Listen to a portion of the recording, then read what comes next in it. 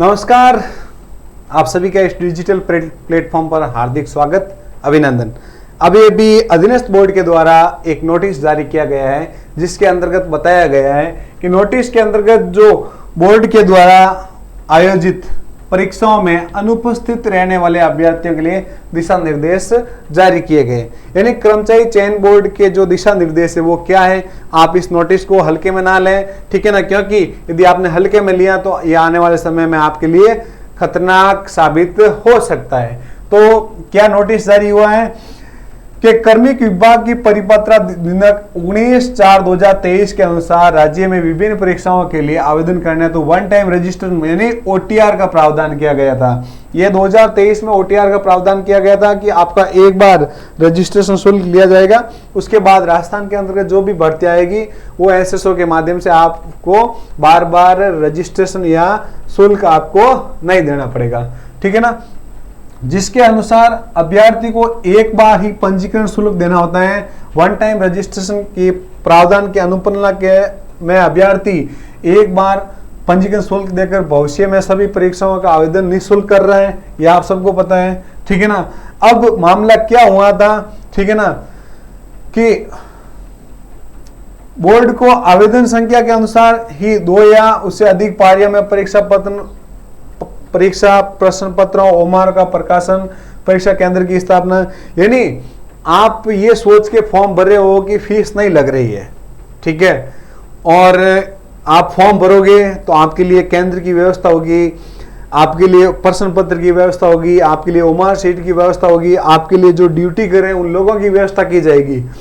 लेकिन बात मुद्दे की यहां है कि आप परीक्षा देने नहीं जाते हो तो वो सारा का सारा खर्चा बोर्ड को देना पड़ता है, ठीक है ना, जिससे बोर्ड को भारी नुकसान उठाना पड़ता है। अभी आपने यूआरओ के अंतर्गत देख लिया, कहीं 30%, कहीं 27%, कहीं 35% उपस्थिति, आरएस के अंतर्गत आपको 60-65% की उपस्थिति है। तो आप ये सोच के फॉर्म भर रहे हो कि फॉर्म फीस नहीं लग रही है, तो अब आयोग ने आपको सचेत कर दिया है, ठीक है ना।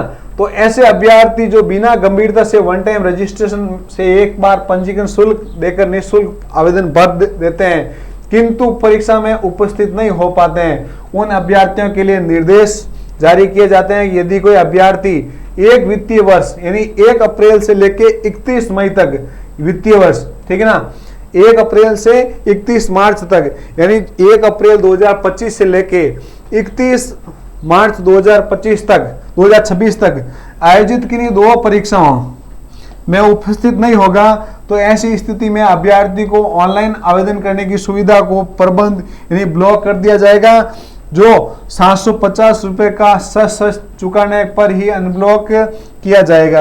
यानी कहने का मतलब यह है कि आप 1 अप्रैल से लेके 1 अप्रैल 2025 से लेके 31 मार्च 2026 तक इस साल पूरे 1 साल के अंतर्गत आपने किसी 2 परीक्षाओं में अनुपस्थित हुए, ठीक है, तो आपको ब्लॉक कर दिया जाएगा। वापस अनब्लॉकिंग के लिए आपको 750 रुपए का सशुल्क चार्ज वसूल किया जाएगा, ठीक है ना। और ऐसे अभ्यर्थी पेनल्टी शुल्क 750 रुपए देकर वन टाइम रजिस्ट्रेशन में पुनः चालू कर सकते हैं। यदि अभ्यर्थी पुनः उसी वित्तीय वर्ष में 2 और परीक्षाओं में अनुपस्थित हो जाता है तो उसके ऑनलाइन आवेदन करने की सुविधा को पुनः प्रतिबंध कर दिया जाएगा।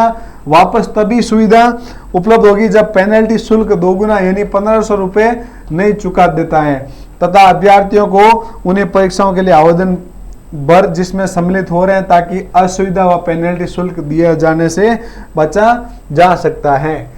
यानी आपने एक बार 1 साल के अंतर्गत 2 परीक्षा मिस कर दी तो आपका ओटीआर कैंसिल हो जाएगा, ओटीआर ब्लॉक हो जाएगा। वापस ओटीआर को खोलने के लिए आपको 750 रुपए पे करने पड़ेंगे। फिर 750 पे करने के बावजूद फिर आपने 2 परीक्षा के अंतर्गत आपने अनुपस्थिति दर्ज की तो आपसे दुगुना यानी 1500 रुपए का चार्ज आपसे वसूला जाएगा, ठीक है ना। तो इस चीज को आप गंभीरता से ध्यान में रखें, ठीक है ना। ये आपके लिए स्पष्ट गाइडलाइन है। फिर आप कहोगे सर मैं तो भूल गया, मेरे घर में काम हो गया या मेरी इसमें तैयारी नहीं थी, ठीक है ना, मैंने ऐसे ही भर दिया, ठीक है ना। तो आप फॉर्म उसी का ही भरें जिसकी आप पूर्ण रूप से आपसे तैयारी है या आप वहां पर उपस्थित हो सकते हो, ठीक है। इस चीज को आप पूरा ध्यान रखें और भी शिक्षा संबंधित नई जानकारी के लिए आप हमारे channel psychology by Ganpat Poonia नाम से आप जुड़ सकते हो, जो टेलीग्राम और यूट्यूब दोनों पर उपलब्ध है। बहुत बहुत धन्यवाद।